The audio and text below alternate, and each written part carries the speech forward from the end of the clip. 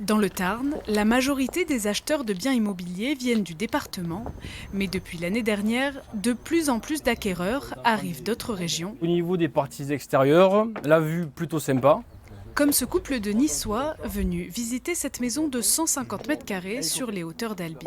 On pense que c'est une ville moyenne dans laquelle on peut trouver à la fois tous les avantages de la ville, mais aussi les avantages de la campagne, puisqu'elle est très proche.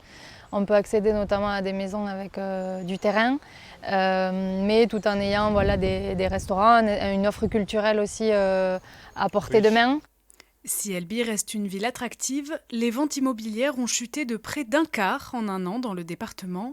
Et pour la première fois depuis plusieurs années, les prix aussi diminuent.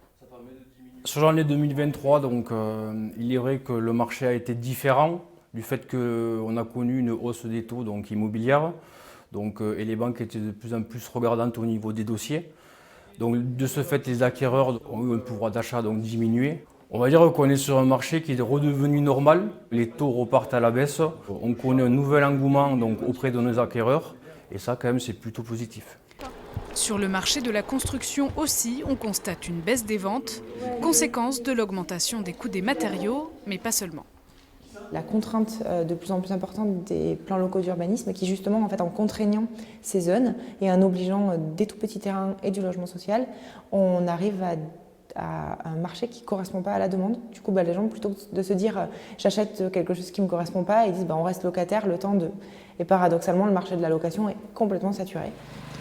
Dans cette reconfiguration du marché immobilier, l'âge des acheteurs évolue également.